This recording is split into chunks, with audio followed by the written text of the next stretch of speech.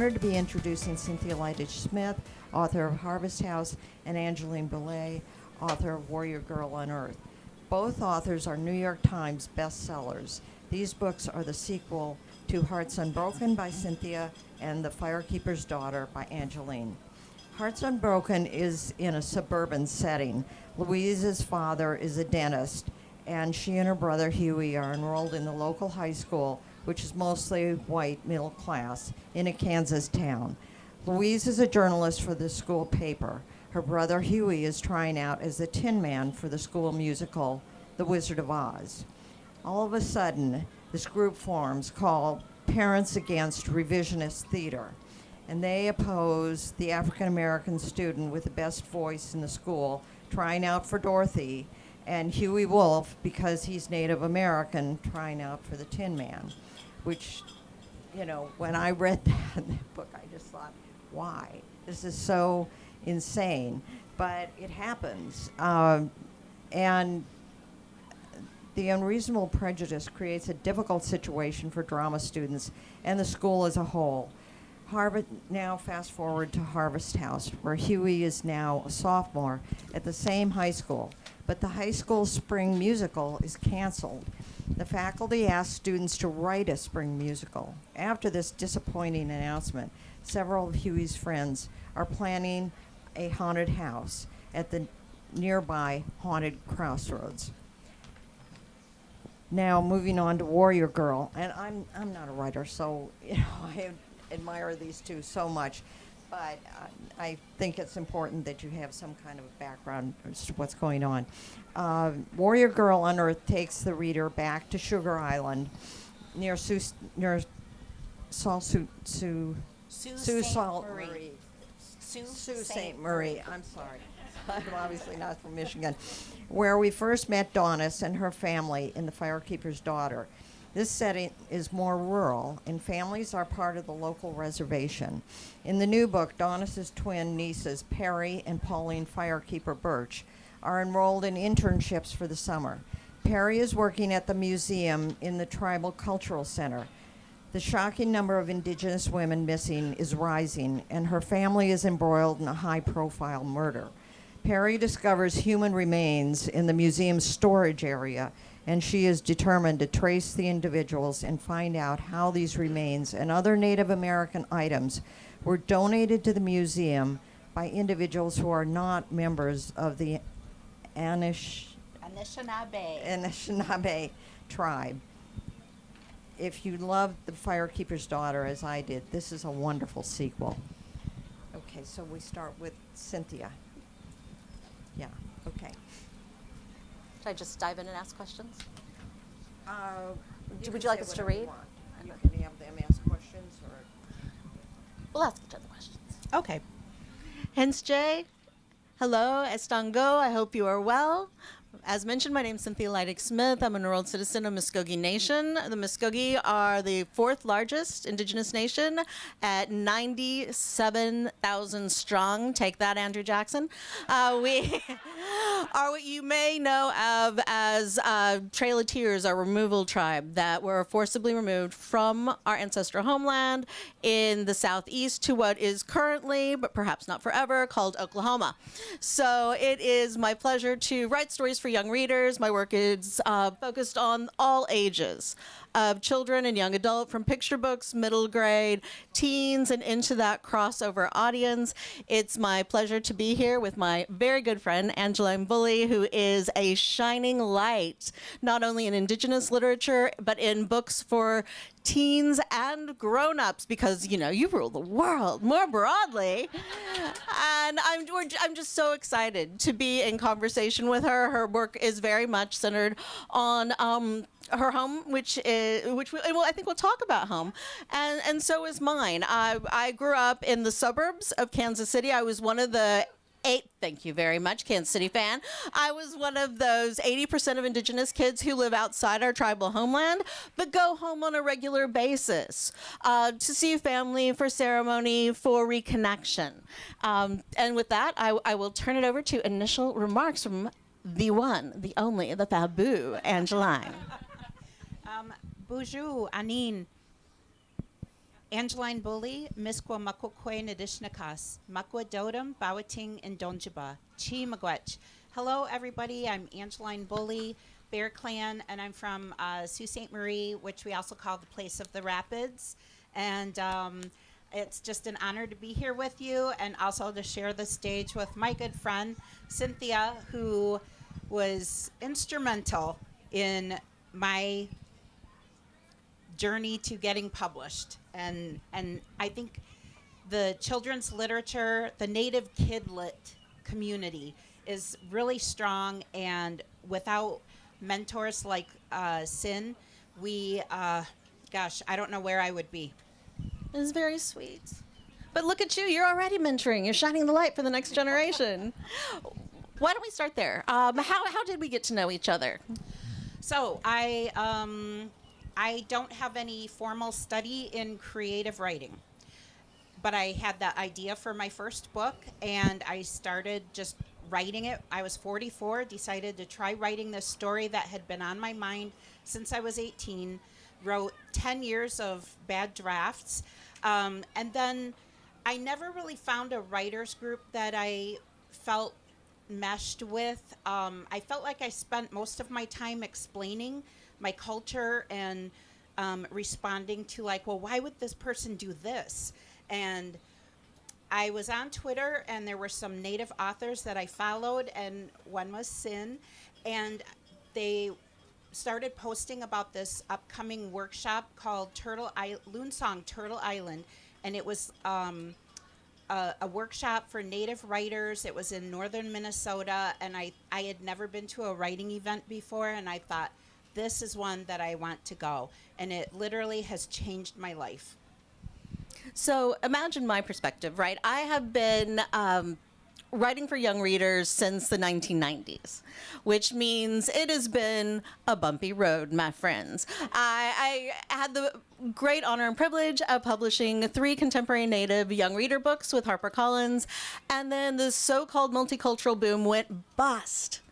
And, essentially publishing pulled back to one voice, usually male, with love for the gentleman, and we were left adrift. People would say to me, "We don't need you. We already have Joseph Bruchac. We don't need you. We already have Sherman Alexie." And I thought, "And you're done." Okay, so we've got 1,500 nations across the continent. I should know this. 500 within the U.S. 74 federally recognized tribes, but then there are also a number of state tribes that have not been recognized. So, but if we were add the First Nations up in Canada into that, right? And that medicine, that's not our border, right? So those are our cousins too.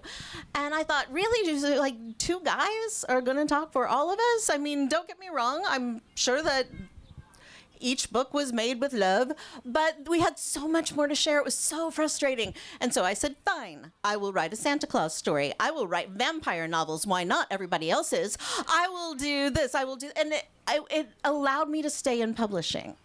I was able to tap into different parts of myself, let my geeky girl run wild, and just survive, which is something that we're good at doing.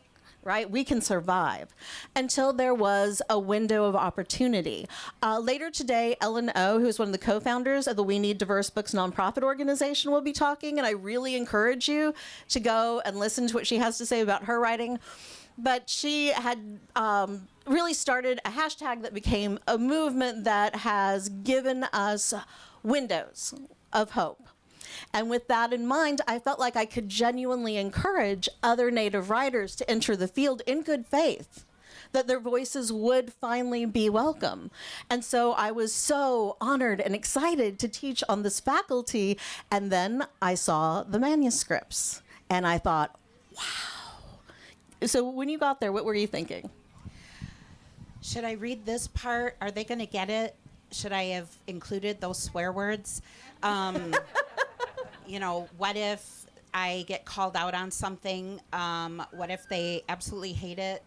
That's what I was thinking when I flew into Minnesota and arrived. So from my perspective, there were these just dazzling writers. You know, this group included Carol Lindstrom, who's the author of We Are Water Protectors, and she's here at the festival. You should absolutely go see her. She has My Powerful Hair as her new picture book.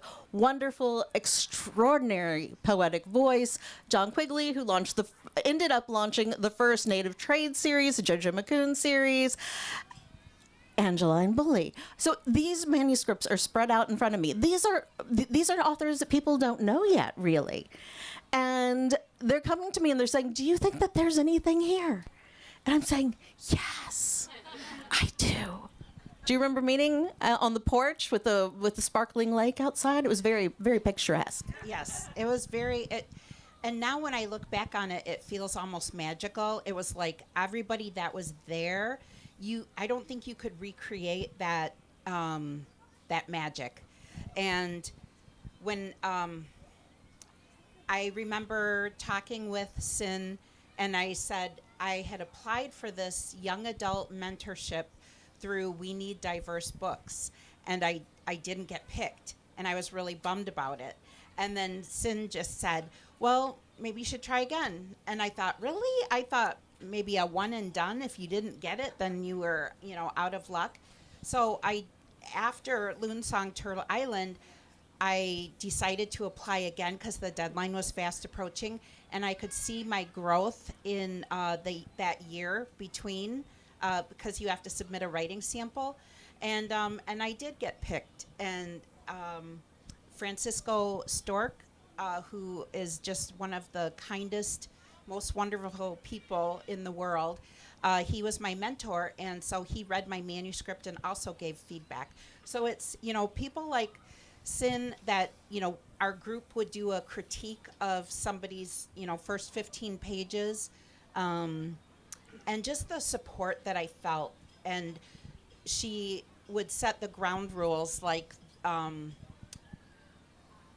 framing feedback in a way that builds the author up and doesn't tear them down, and helps that author to produce stronger work, that it's a gift. Mado, my friend. And I think some of what we're both saying is that persistence is really the key to having a writing life. There were times when both of us could have given up or took no for a final answer. Are there writers here in the audience? Perhaps. Oh, Yes. Get those hands up high. If you write, you are a writer, man. Yeah. So people will tell you no. I mean, that happens. And there will be times when you think, well, maybe my voice isn't necessarily the one that can tell this story, or maybe my story isn't valued the way that it is. But, you have to believe that you are contributing something to the conversation, and sort of get out of your head and think about the readers that you'll touch. Yes.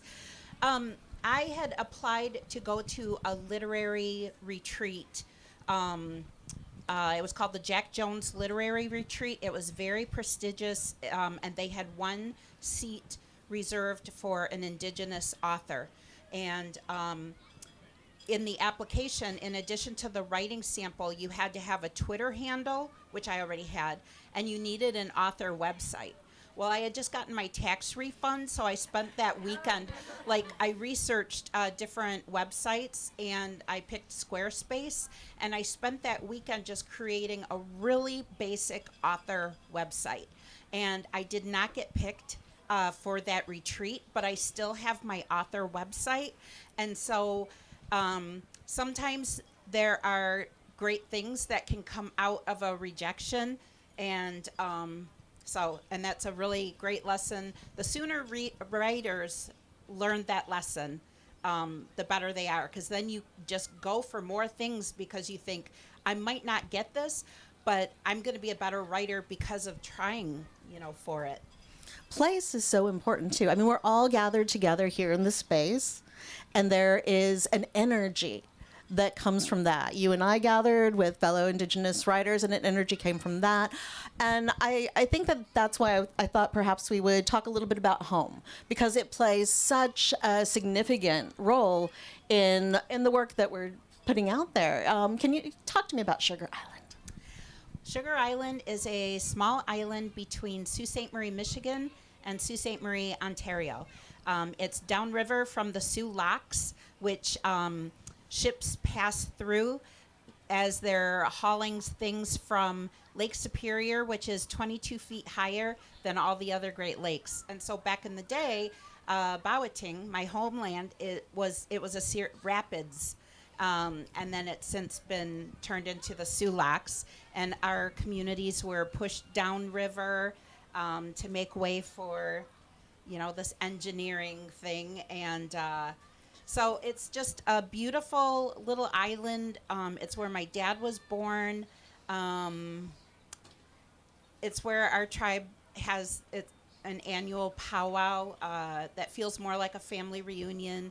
It takes a 5-minute ferry ride to cross, and my cousins, it's like, my last name is Boulley, and there's like Boulley's Hill, and there's different, I just can't describe the feeling that I get when I'm taking the ferry over to the island, and there's just something that comes over me, and it just feels like connection with every family member that ever stepped foot on that island and breathed there. And I now own the family 10 acres. It's wooded property, and I just I love it. And my agent and editor, they had never been to the Upper Peninsula before, and so 2 years ago they came out for the Sugar Island powwow.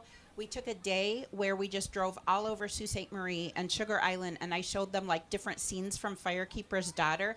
I was like, this is the parking lot where Donis punches Jamie, and this is where this happens. And then, of course, the ferry boat, plays a big part in the story. And so it was just wonderful to share all these things from the book, and that they could see it, and that's real. It's my home. Do you see it when you're writing? Do you write cinematically? Like there are pictures? Can you describe that process? I'm a visual person, and so I think of how it would look on a screen. I did that even before like thinking about film rights or anything. I just see the story unfolding just like on a big screen. And then I usually have 50 million tabs opened on my computer, and I have a map of Sugar Island. I have like actors that I would cast in different parts, location shoots. And those visual things really help me creatively to figure out where the story is headed next. And there are film rights. And Which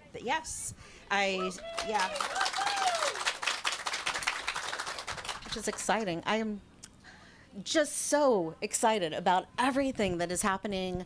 Can you give me some idea of what writing that first book, Firekeeper's Daughter, which was such a smash hit, taught you about writing your second?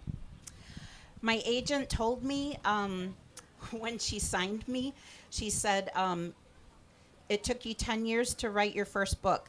This is young adult. They're not going to wait 10 years for your next one.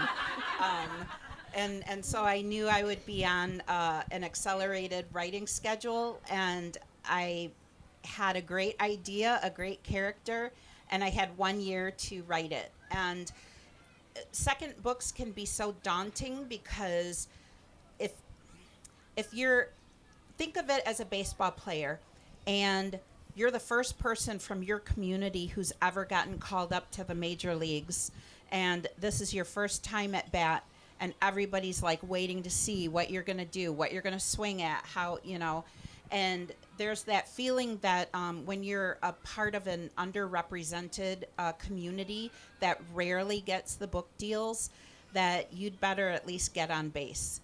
And I'm very proud that with Firekeeper's Daughter, I hit a grand slam. And so I know that means that, Big Five Publishing is looking and seeing our books can be very specific, but also that universal appeal, that emerging Native writers have unique stories to tell and are the best people to tell stories about their communities. And so because Firekeeper's Daughter was a literary and commercial success, that it means more opportunities for other Native authors to get their shot. And so, yeah, stepping up to the plate your second time at bat, that is extremely daunting.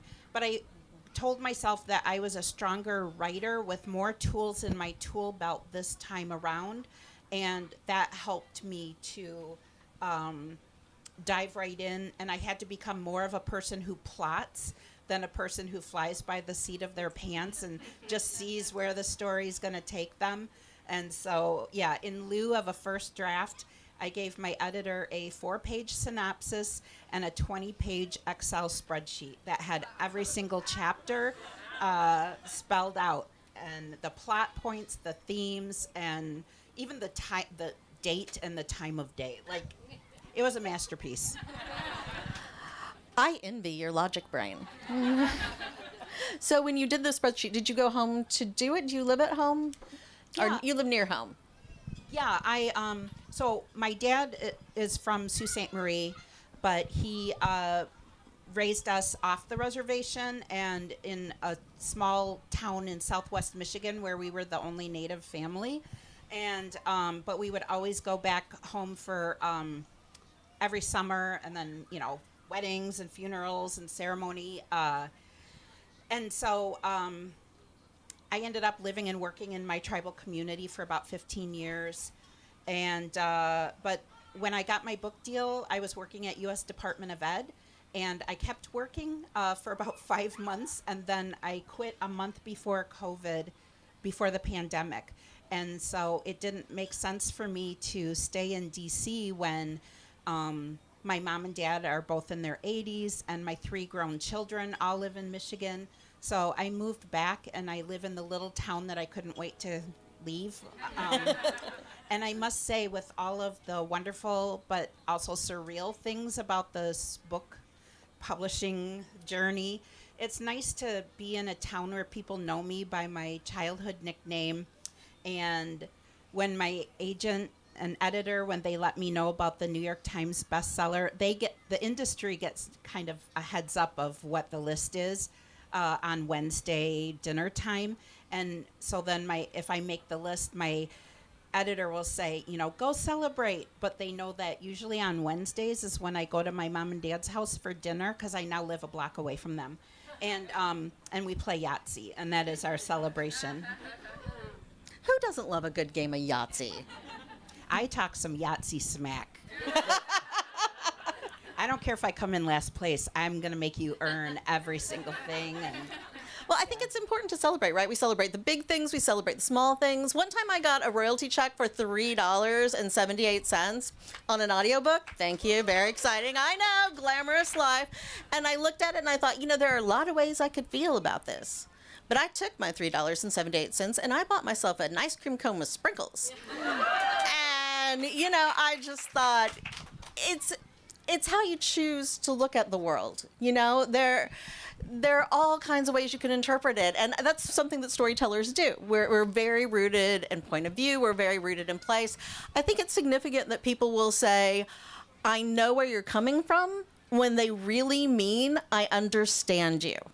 I mean, think about that. Think about how much place and the people around us, people that we come from, inform us. I can sometimes, when I'm writing, I can hear the echoes of my grandparents. After my granddad died, I wrote my first book that was about a grandfather and grandson. And they were just little daily life stories. And I think that it was my way of putting that love in a place that it could be shared with as many other children as possible.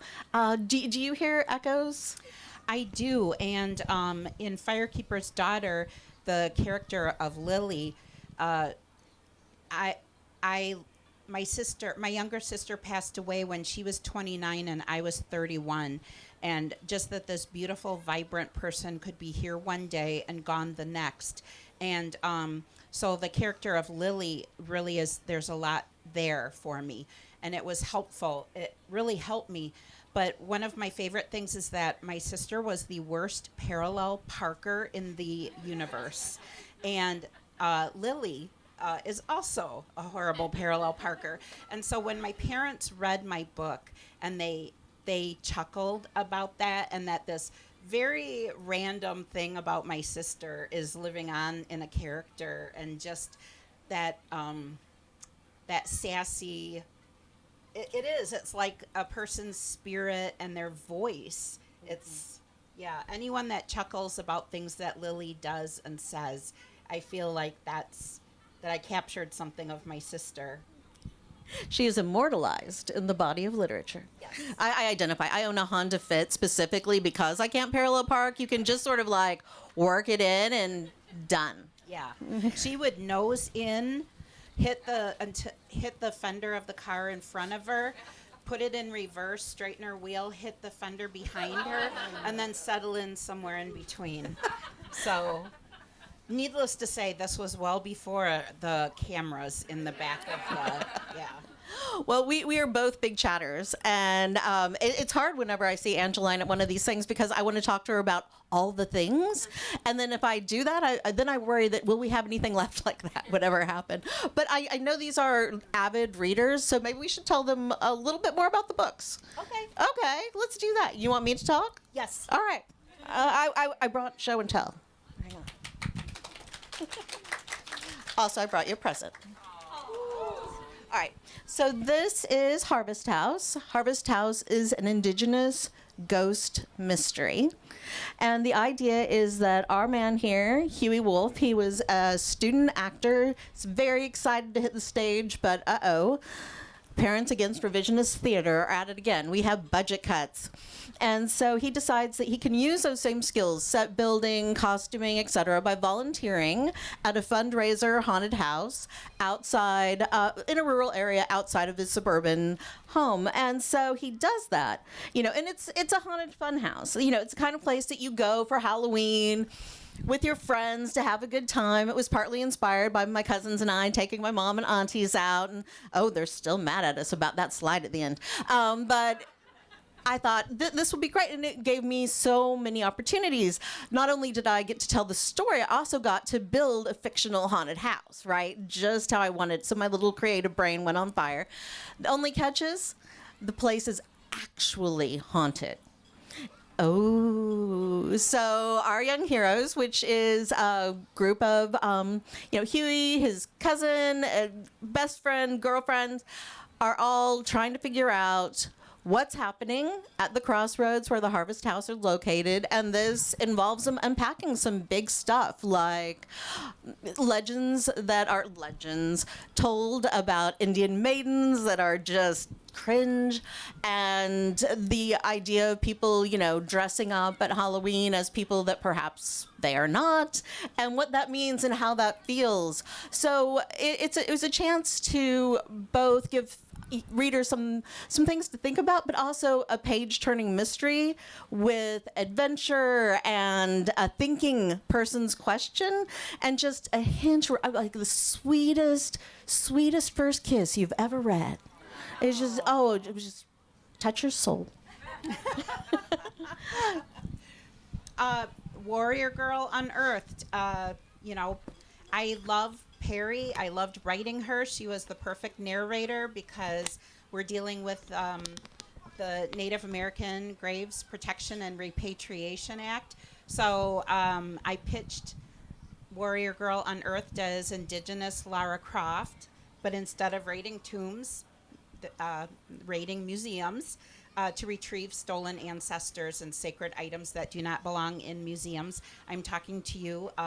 Stanford Berkeley and Harvard are among the worst offenders. Yep. And Perry and her friends, they each have some different skills that writing a heist novel, I did a lot of research, and one of the most perfect heist movies is Ocean's 8. Yes! With Sandra Bullock, and it has all the elements of a heist. There's assembling the team, there's laying out of the plan, there's the item that they want. There's always the wrinkle that happens. There's a bonus heist. And so writing for me is research. And so learning more about NAGPRA, the Native Graves Protection Repatriation Act, learning about all the loopholes that universities and institutions will employ to drag their heels, and tribes that, so when NAGPRA was passed in 1990, the Congressional Budget Office estimated that it would take 10 years for all of the collections to be repatriated back to the tribes that were requesting them. It's 33 years later, and there are still more than half remaining in collections than have been returned. And so it's a huge issue, and I love that fierce activism when young people realize something and it's so not right, and they want to do something about it. They want to do something now, and that's exactly the spirit that Perry and her story, and how she, discovers that warrior girl within herself, and wanting to make a difference. I think about that and what you're saying about young people. And I think that for many of us who write for young readers, we do it because of our love for upcoming generation. We do it because of the hope that is in that. It's an intrinsically optimistic act to write for kids and teens. It says that you believe in them, that you take them seriously, that you work for them. Our life's work is for them because we think that they are, at least for us, the most valued audience. When I was writing, my book touches on some serious things. It touches on, particularly, I took a look at the crisis around missing, murdered Indigenous women, girls, and Two Spirits, and writing a ghost story from the element of it that is related to the media and whose stories get told and how that impacts law enforcement action. And I chose to do it through the lens of young storytellers, young playwright, and young journalists, with the idea that if young readers are going to be, processing this big issue, this heartbreaking issue, I want them to see that they also are empowered through their voices, that there are ways that they can talk back, that they can raise awareness, that they can not just nudge, but really re-envision and change the society for the better so that the crisis actually ends. And it's sort of, there's so many layers to many of the problems that we face that if we can each take one sliver of the problem, working together, we can help to solve it. We can resolve it and move forward in a better, safer, blessed lives. Yeah. It's the idea that books are good medicine. They heal us, and they also point us to healthy choices for ourselves and our society. Ditto.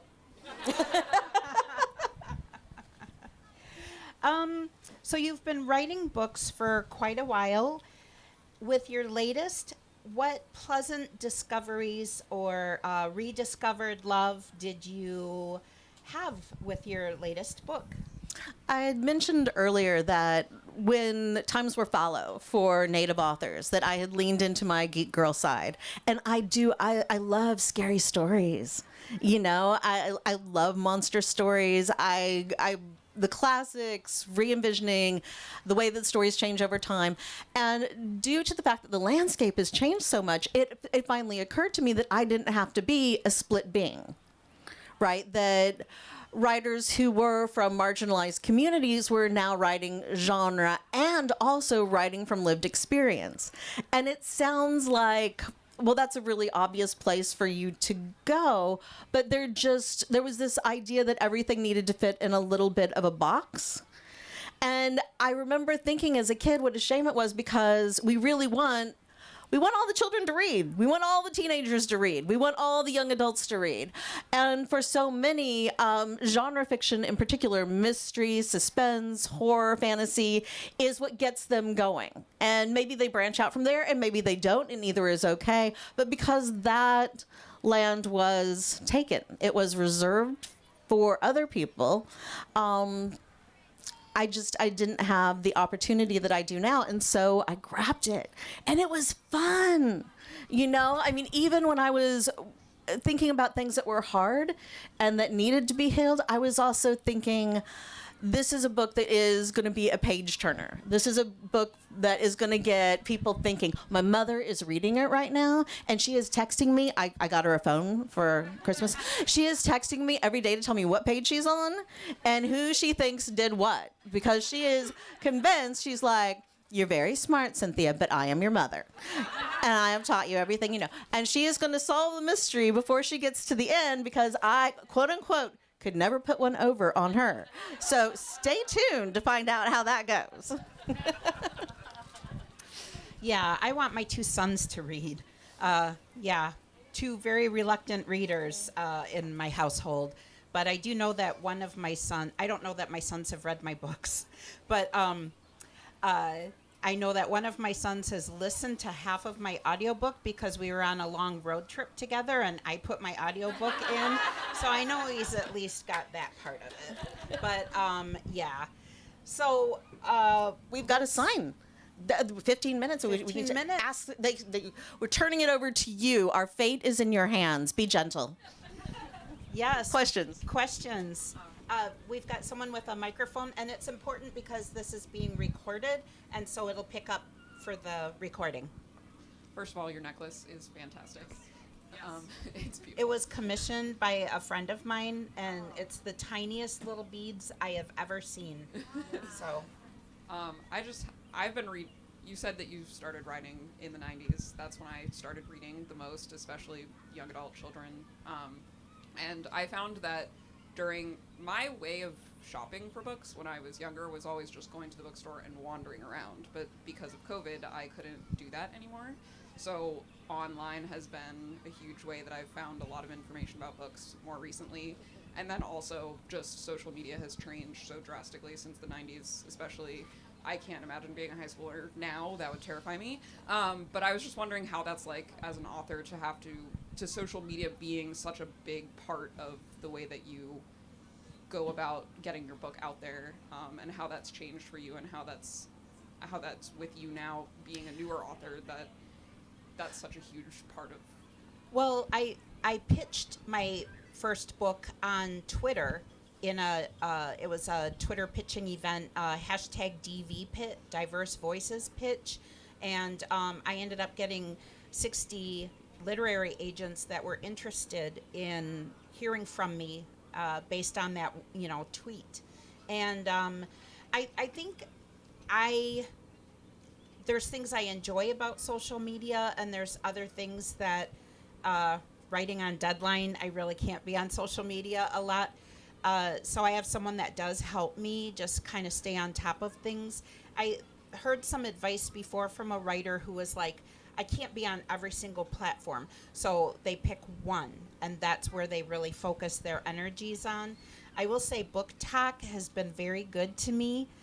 So on TikTok, the subset of TikTok that deals with people who love books and will review it or read their favorite part of your book and have a little reaction, that's pretty exciting too. So I've been publishing for so long that I remember that when Publishers Weekly had an article out that said there are young adult authors with websites now.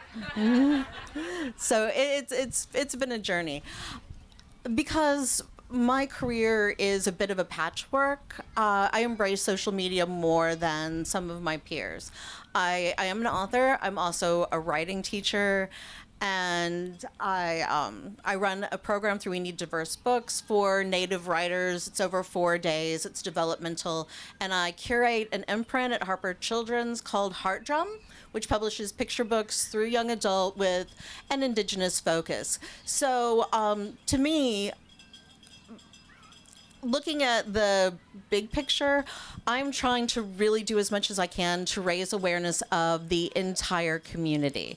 When you start from a place where people assume going in that you're extinct, letting them know that you're not only still here, but everywhere and have fascinating page-turning stories to tell is it's a bit of an educational process. And so I commit a certain amount of time with the help of a team of interns and my assistant to do just that. And so I'm in conversation not only about my own work and the work of the imprint, but also other Indigenous, First Nations, and Native authors who I support, who I want to shine a light on. You know, if Angeline has a new book coming out, that is a priority item. We will do everything we can to boost and celebrate. And I think it not only lets readers know that the work is there, but it also encourages potential Indigenous writers to say, hey, this person is doing it and maybe I can too. Yep. Another question?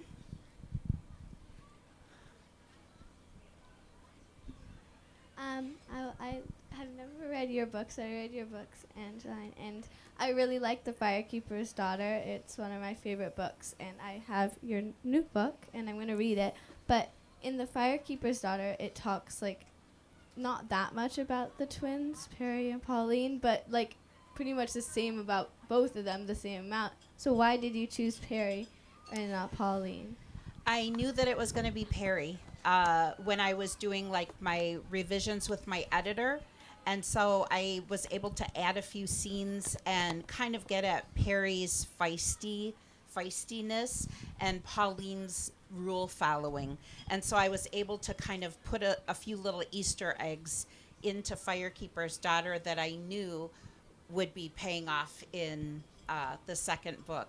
And there was just something about Perry that just, I don't know, she just, sometimes when you're writing characters, a secondary character just leaps off the page and demands your attention. And that's what Perry was for me. And so, yeah, I had to hold myself back because I didn't want to write so much that people would know, oh, that's going to be, yeah. Other questions? So in your most recent book, there are several scenes where Perry goes to like the university and sees that they have all these boxes of like sacred objects and even her ancestors. Yeah, really. even human remains. Yeah. So I was wondering, like those scenes were some of the most visceral in the book. Are, if you don't mind talking about it, are those based on any experiences you've had in your life? Really, it's more that I worked with people who that's their work, and just listening to them talk about their experiences, that's where I did that. So, yeah. Yeah, they were just like really, yeah, impactful moments, I guess. Yes, yes. Question? I have a craft question. So I've read both of your books, and I think one of the things that you do so well is pacing. I feel like there's never a lull in your story. I'm just like consuming it and wanting to find out what happens next. And I'm wondering if you have advice for the writers in the room about pacing. Okay, pacing a story. I've heard some writers that are headlight plotters, so they plot like 3 chapters ahead, but that's it. And then they think, so they think in those 3 chapter, just as far as the headlight would let them see. I like to know where the car is going to end up. I have to know where the story ends. And then I kind of work my way backwards in figuring out what clues along the way.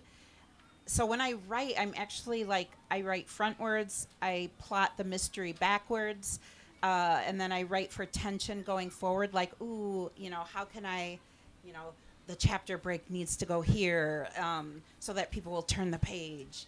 So, gosh, I think when you think about writing conflict, you have that, think of it like you have a decision's made, the character is going along, they run into some wrinkles, then they have to make a decision of what they're going to do, and then, oh my gosh, something happens. And so writing for conflict, it goes like this, but that's not where your chapter end is. Your chapter end is at that moment of conflict that changes things. That's where you want to do your chapter break. So think about writing scenes, and then where you put the chapter break is going to be different than where the scene ends. So that's.